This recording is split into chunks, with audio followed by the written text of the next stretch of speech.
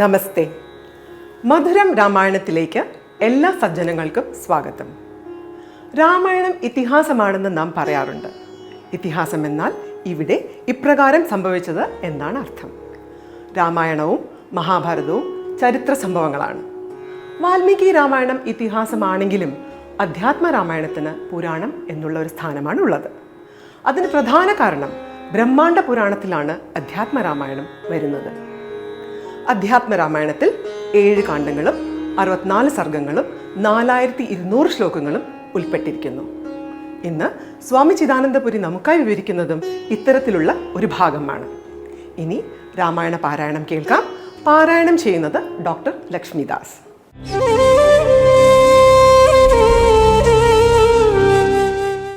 കൈലാസാചലേ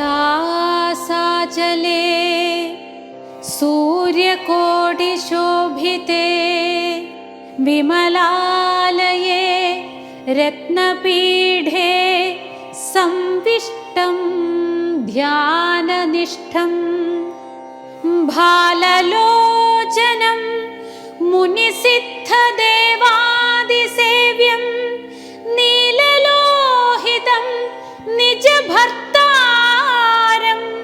विश्वेश्वरं വന്ദിച്ചു വാമോത്സംഗേ വാഴുന്ന ഭഗവതി സുന്ദരി ഹൈമവതി ചോദിച്ചു ഭക്തിയോടെ. സർവാത്മാവായ നാഥ പരമേശ്വര പോറ്റി, സർവലോകാവാസ സർവേശ്വര മഹേശ്വര, സർവശങ്കര ശരണാഗത ജനപ്രിയ, സർവദേവേശ ജഗന്നായക കാരുണ്യാബ്ധേ. അത്യന്തം രഹസ്യമാം വസ്തുവെന്നിരിക്കലും എത്രയും മഹാനുഭാവന്മാരായുള്ള ജനം ഭക്തിവിശ്വാസ ശുശ്രൂഷാദികൾ കാണുന്തോറും ഭക്തന്മാർക്കുപദേശം ചെയ്തിടും എന്നു കേൾപ്പൂ. ആകയാൽ ഞാനുണ്ടൊന്നു നിൻ തിരുവടി തന്നോട് ആകാംക്ഷാപരവശചേതസാ ചോദിക്കുന്നു. ആകയാൽ ഞാനുണ്ടൊന്നു നിൻ തിരുവടി തന്നോടാകാംക്ഷാപരവശചേതസാ ചോദിക്കുന്നു. കാരുണ്യമെന്നെ കുറിച്ചുണ്ടെങ്കിൽ എനിക്കിപ്പോൾ ശ്രീരാമദേവതത്വം ഉപദേശിച്ചിടണം.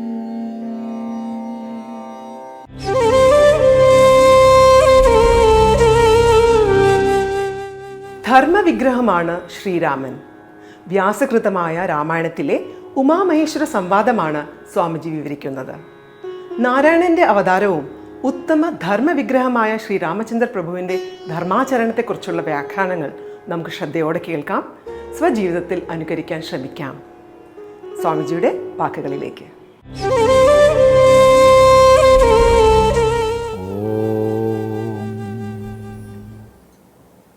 ഗുരുർബ്രഹ്മാ ഗുരുർവിഷ്ണു ഗുരുർദേവോ മഹേശ്വരഃ, ഗുരുഃ സാക്ഷാത് പരം ബ്രഹ്മ തസ്മൈ ശ്രീ ഗുരവേ നമഃ. ഓം സദാശിവസമാരംഭാം ശങ്കരാചാര്യമധ്യമാം അസ്മദാചാര്യപര്യന്താം വന്ദേ ഗുരുപരമ്പരാം.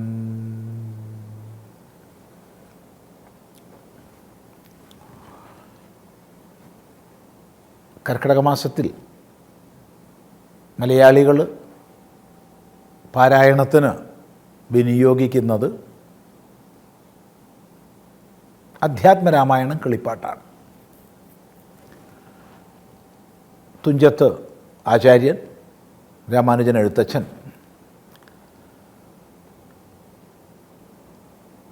മലയാളത്തിലേക്ക് രാമായണത്തെ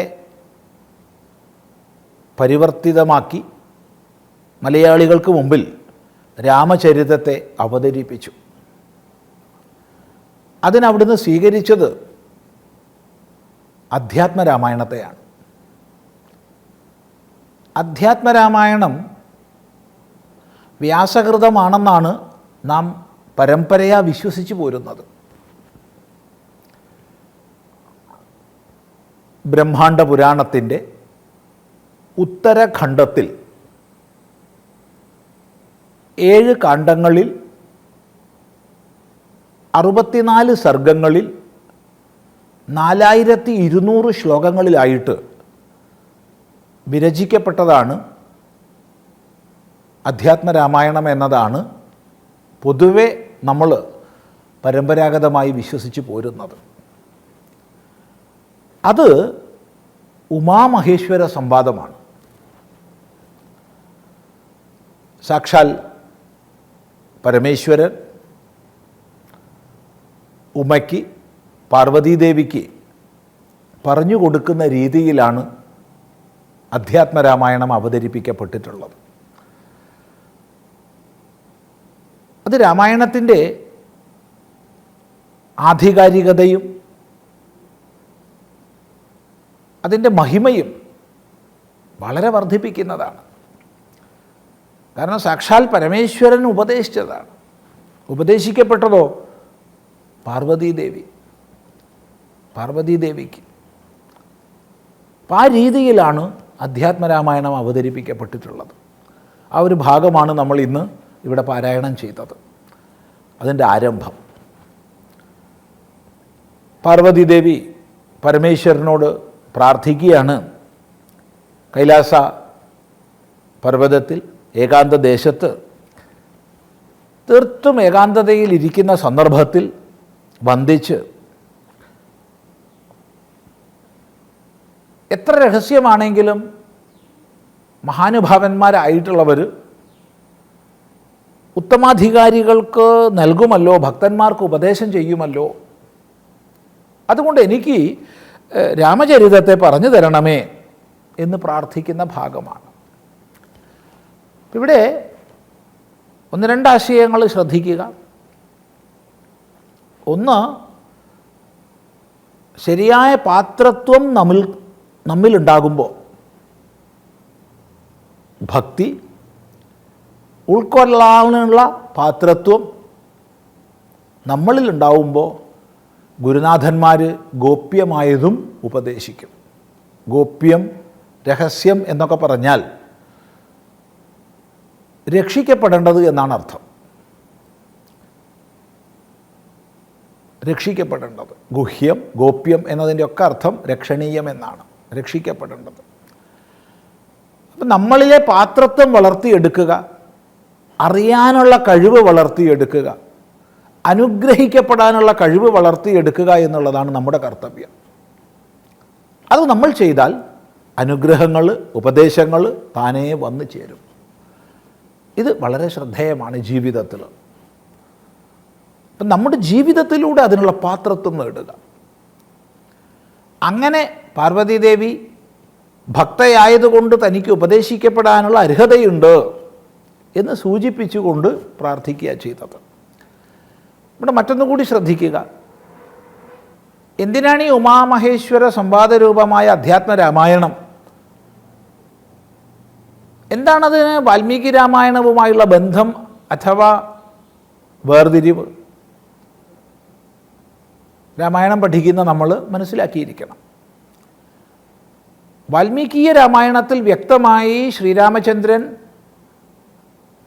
മഹാവിഷ്ണുവിൻ്റെ, നാരായണൻ്റെ അവതാരമാണ് എന്ന് കീർത്തിച്ചിട്ടുണ്ട്. എങ്കിൽ പോലും രാമൻ്റെ മാനുഷഭാവത്തിനാണ് വാൽമീകി മഹർഷി പ്രാധാന്യം കൊടുത്തത്. കാരണം ഉത്തമ ധർമ്മ വിഗ്രഹമായി നമ്മുടെ മുമ്പിൽ ശ്രീരാമചന്ദ്രൻ്റെ ജീവിതം അവതരിപ്പിക്കുകയാണ് വാൽമീകി ചെയ്തത്.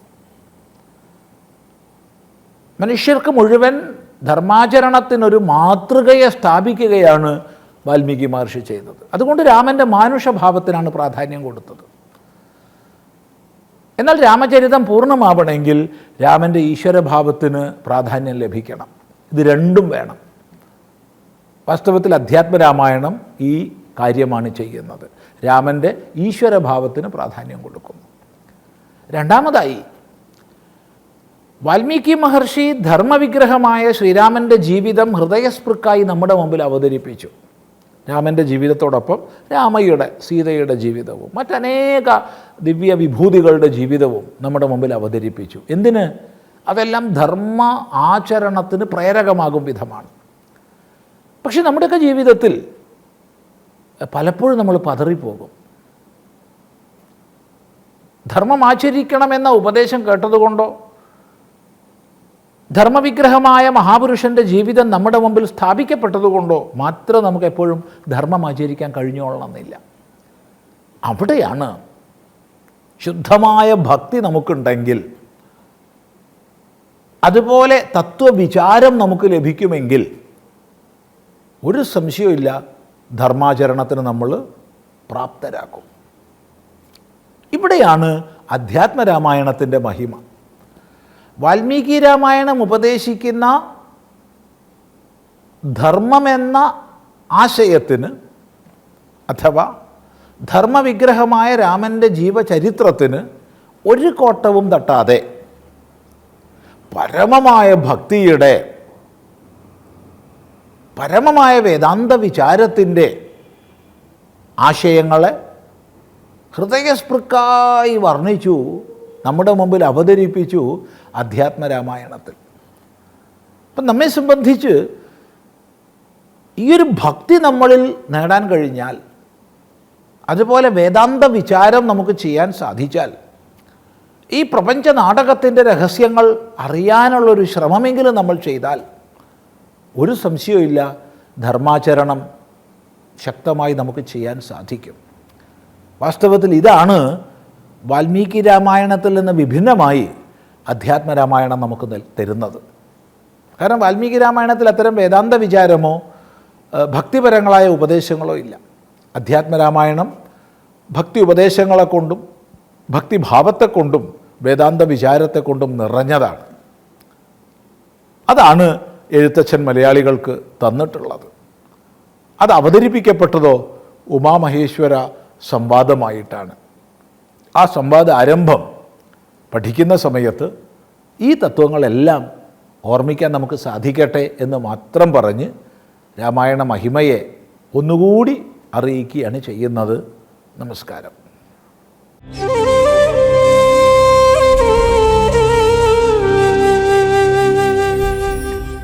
കോഴിക്കോട് തളി ശ്രീരാമസ്വാമി ക്ഷേത്രത്തിൻ്റെ ആചാരങ്ങളിലൂടെ നമുക്ക് ദർശനം ചെയ്തു വരാം. രാമമന്ത്രങ്ങൾ നിറയുന്ന രാമായണ മാസം, രാമായണ ശീലുകൾ നിറയുന്ന കർക്കിടക മാസത്തിൽ ഒരു ശ്രീരാമ സന്നിധിയിലേക്കാണ് നമ്മളുടെ യാത്ര. കോഴിക്കോട് നഗരമധ്യത്തിൽ സ്ഥിതി ചെയ്യുന്ന ഒരു ശ്രീരാമസ്വാമി ക്ഷേത്രം.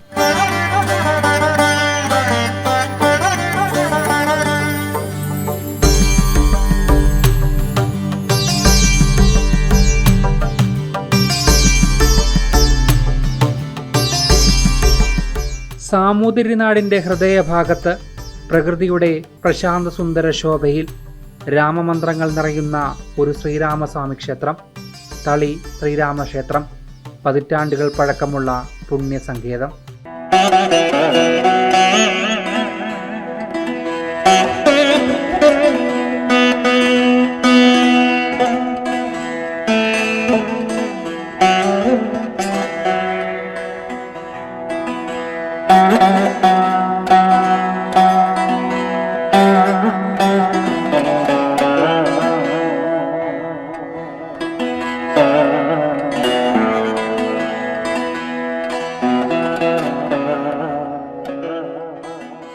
ഒരുപാട് സവിശേഷതകളുള്ള ക്ഷേത്ര സങ്കേതം. ഇവിടുത്തെ പരിപാവനമായ പ്രതിഷ്ഠകൾക്കും ഏറെ പ്രത്യേകതകളുണ്ട്.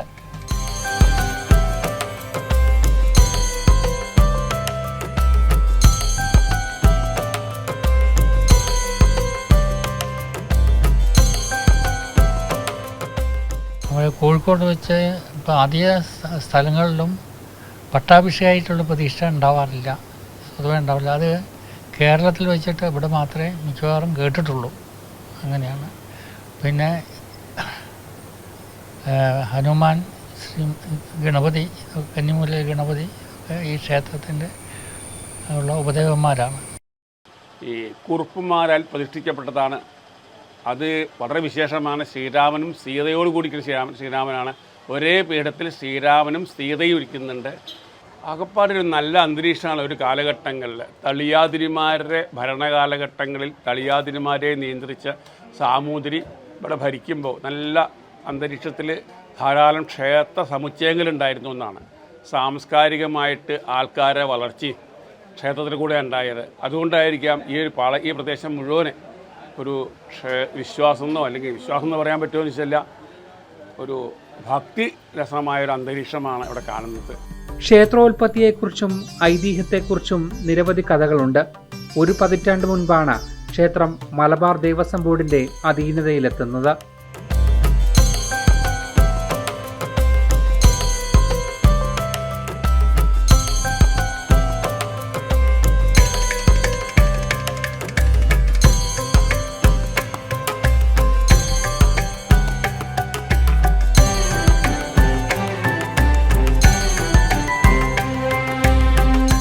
ഇത് തളി ദേവസ്വത്തിലേക്ക് കിട്ടിയിട്ട് ഏകദേശം 10-15 വർഷം കഴിഞ്ഞിട്ടുള്ളൂ.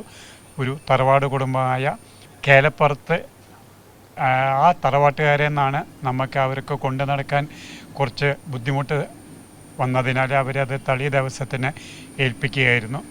അത് ഈ ക്ഷേത്രമൊക്കെ നിർമ്മിച്ചത് ഒരു കമാരമേനോൻ എന്ന് പറഞ്ഞ ഒരു വ്യക്തിയാണ്. അദ്ദേഹം ആ തറവാട്ടിലെ കാരണവരായിരുന്നു. അപൂർവങ്ങളിൽ അപൂർവമായ പ്രതിഷ്ഠാ സങ്കല്പമാണ് ക്ഷേത്രത്തിലുള്ളത്. കേരളത്തിൽ ഇതുപോലുള്ള ചുരുക്കം ക്ഷേത്രങ്ങൾ മാത്രമാണ് ഉള്ളത്.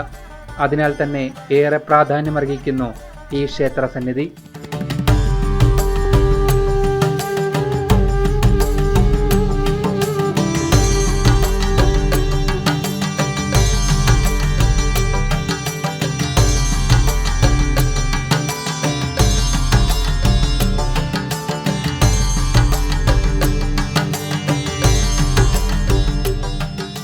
ശ്രീരാമസ്വാമിയും സീതാദേവിയും കൂടിയിട്ടുള്ള ആ പ്രതിഷ്ഠയാണ് ഇവിടെ ഉള്ളത്. അത് വളരെ അപൂർവമാണ്, ഇല്ല എന്ന് തന്നെ പറയാം. വയനാട്ടിൽ പൊൻകുഴി എന്ന് പറഞ്ഞ സ്ഥലത്ത് ശ്രീരാമൻ്റെയും സീതയുടെയും ഉണ്ട്. അത് പ്രത്യേകം ക്ഷേത്ര മതിൽ കെട്ടിട്ടുള്ളില്ല.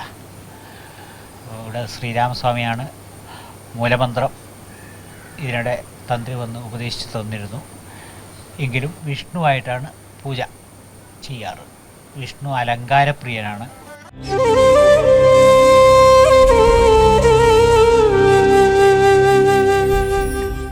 കർക്കിടക മാസത്തിൽ ശ്രീരാമദേവന്റെ അനുഗ്രഹം തേടി ഒരുപാട് ഭക്തർ ഇവിടേക്ക് എത്തുന്നു, രാമമന്ത്രങ്ങൾ ജപിച്ച്.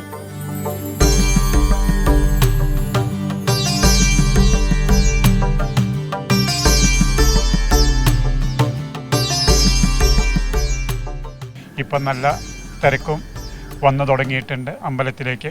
കർക്കിടക മാസത്തിനോടനുബന്ധിച്ചിട്ട് എല്ലാ കൊല്ലവും രാമായണ പാരായണവും അങ്ങനെ വിശേഷാൽ പൂജകളും ഇവിടെ ക്ഷേത്രത്തിൽ നടന്നു വരാറുണ്ട്.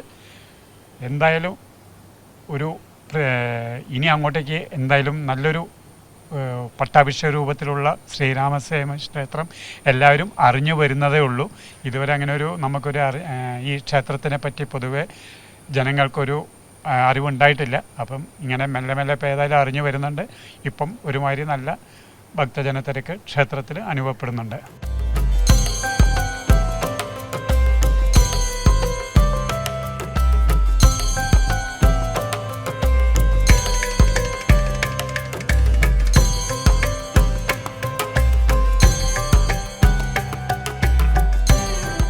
തുളസിമാലയാണ് ഏറ്റവും പ്രധാനം. പിന്നെ പാൽപ്പായസം, വെണ്ണ നിവേദ്യം, കുങ്കുമാർച്ചന, പുഷ്പാഞ്ജലി, ഇങ്ങനെയുള്ള ഒരു ദിവസത്തെ പൂജ, ഇതെല്ലാം ശ്രീരാമസ്വാമിക്ക് ചെയ്യാം. ചെയ്യുമ്പോഴും സീതാദേവിക്കും അതിലൊരു പങ്ക്, നിവേദ്യം മാത്രം. ശ്രീരാമനാണ് പൂജ. ആഞ്ജനേയ സ്വാമിയും വിഘ്നങ്ങളകറ്റി ഗണപതി ഭഗവാനും ഇവിടെ ഉപദേവന്മാരായി കുടികൊള്ളുന്നു.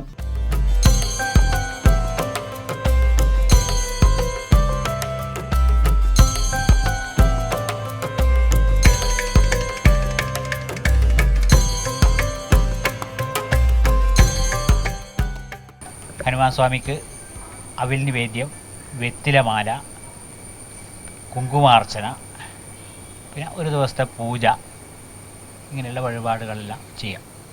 ഗതസമർപ്പണം എന്ന ഒരു വഴിപാടും ഉണ്ട്. പിന്നെ ഗണപതി ഭഗവാൻ ബാലഗണപതിയാണ്. ഗണപതിക്ക് ഏറ്റവും പ്രധാനപ്പെട്ടത് ഉണ്ണിയപ്പം, അതുപോലെ കറുകമാല, ഇങ്ങനെയുള്ള വഴിപാടുകൾ. പിന്നെ ഒറ്റ നിവേദ്യം. പിന്നെ ഇവിടെ ഗണപതിയുടെ ശ്രീകോവിലിൽ തേവാരം എന്ന് പറയുമ്പോൾ സാളഗ്രാമം വൈഷ്ണവ സങ്കല്പത്തിലുള്ള ഉണ്ട്. അവിടെ വെള്ള നിവേദ്യം, പിന്നെ പാൽപ്പായസമോ അങ്ങനെയുള്ള നെയ്പായസം എന്താണെന്ന് വെച്ചാൽ അത് ആവാം. പ്രസിദ്ധമായ തളി മഹാദേവ ക്ഷേത്രത്തിന് തൊട്ടടുത്താണ് അധികമാരും അറിയാത്ത ഈ ശ്രീരാമസ്വാമി ക്ഷേത്രം.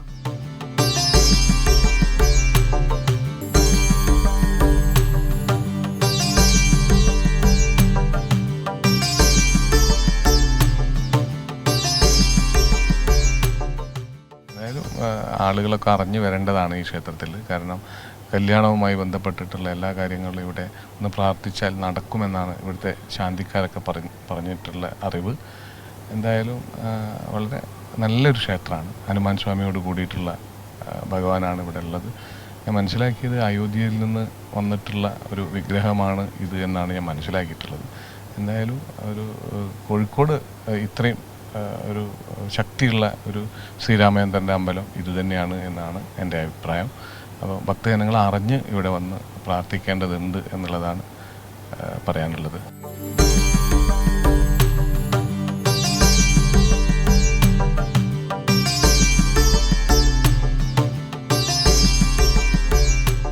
കോഴിക്കോട് ജില്ലയിലെ ചുരുക്കം ശ്രീരാമക്ഷേത്രങ്ങളിലൊന്നാണിത്.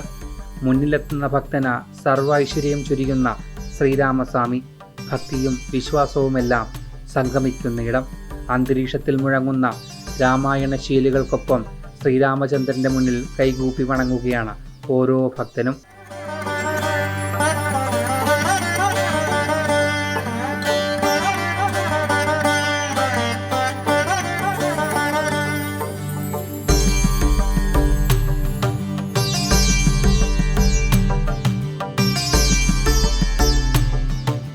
അധികമാരും അറിയാത്ത ഒരുപാട് സവിശേഷതകളുള്ള അപൂർവങ്ങളിൽ അപൂർവമായ ഒരു ശ്രീരാമസ്വാമി ക്ഷേത്രമാണ് ഇത്. ശ്രീരാമസ്വാമി ക്ഷേത്രത്തിൻ്റെ വിശേഷങ്ങൾ ഇവിടെ അവസാനിക്കുകയാണ്. എന്തായാലും അടുത്ത ദിവസം മറ്റൊരു ശ്രീരാമസ്വാമി ക്ഷേത്രത്തിൻ്റെ വിശേഷങ്ങളുമായി വീണ്ടും കാണാം. ബ്രഹ്മദേവൻ ആദ്യമായി രാമായണം രചിച്ചത് 100 കോടി ശ്ലോകങ്ങളിലാണ്. രാമ എന്നാൽ രമിപ്പിക്കുന്നത് അല്ലെങ്കിൽ ആനന്ദമുളവാക്കുന്നത് എന്നാണ് അർത്ഥം. പണ്ഡിതനെന്നോ പാമരനെന്നോ വലിയവനെന്നോ ചെറിയവനെന്നോ വ്യത്യാസമില്ലാതെ ആർക്കും രാമനാമം ജപിക്കാം. വാൽമീകി രാമായണത്തിലെ തത്വവിചാരങ്ങൾ സജ്ജനങ്ങൾക്ക് വഴികാട്ടിയാകട്ടെ.